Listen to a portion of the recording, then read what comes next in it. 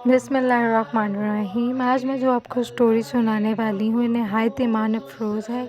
किसी गांव में एक आबिद रहता था, लेकिन उसने देखा कि बनी इसराइल के लोग एक दरख्त की पूजा करते हैं।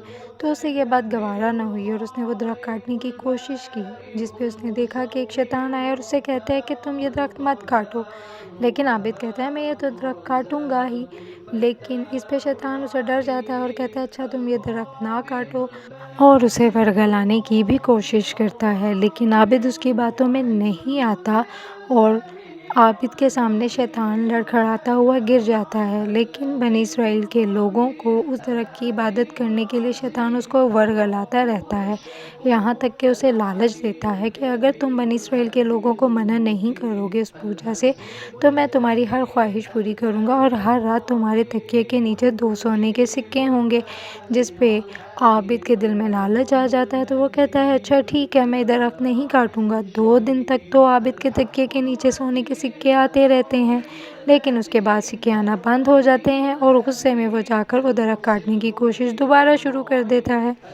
और जैसे ही आबिद वो दरख्त काटने की कोशिश कर रहा होता है, तो वो देखता है कि दोबारा से शैतान पहले से भी ज़्यादा ताकतवर होकर उसके सामने आ जाता है।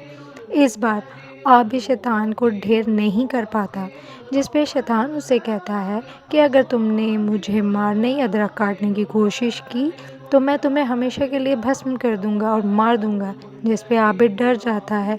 लेकिन आबिद बड़ा परेशान होता है और पूछता है कि या शैतान, पिछली दफ़ा तो तुम मुझसे डर गया था, लेकिन इस बार क्यों नहीं डर सका। जिस पे शैतान आबिद से कहता है पहले तो ये दरख्त अल्लाह की रज़ा के लिए काट रहा था, लेकिन इस बार तू ये दरख्त अपनी लालच के लिए काटने आया था, और मैं सिर्फ़ और सिर्फ अल्लाह के सच्चे बंदों से डरता हूँ जो उसकी सच्ची इबादत करते हैं, किसी लालची से मैं नहीं डरता। जिस पे आबिद को बहुत दुख होता है कि उसने लालच में आके अपने ईमान का सौदा कर दिया।